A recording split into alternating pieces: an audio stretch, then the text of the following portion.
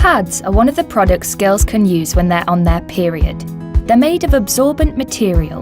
Their sticky strips hold them to your underwear, so they don't move around during the day and risk staining your knickers. Lots of modern pads have fancy design features to lock in fluids, prevent leaks, and neutralise odours. Pads come in all sorts of shapes and sizes. Most pads have a little droplet icon on the packet to indicate how absorbent they are. If you have a very light period, maybe try a panty liner. Larger size pads are great if you have a heavy period or want to wear a pad overnight. Some pads have wings. This extra material on the sides folds down over the edge of your knickers to make sure your pad doesn't slip around. It's a good idea to change your pad every 3 to 4 hours. If you have a heavy period, this will avoid the chance of leakage and put your mind at ease.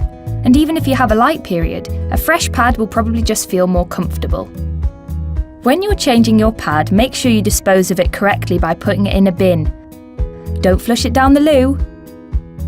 Tampons are another product you can use during your period. Tampons are also made of absorbent material, but compressed into a small cylindrical shape and inserted into your vagina.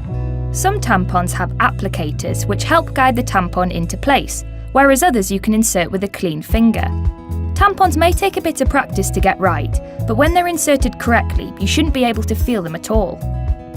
Many girls start out using pads because they're a bit simpler to use, and then progress to using tampons when they want to exercise or go swimming. Tampons come in different absorbencies. Most people start with light or regular tampons, and then adjust the size they use depending on their flow. Your tampon should be easy to remove. If it feels dry or stuck, it probably means it hasn't been in for long enough, and you can wait a bit longer before removing it.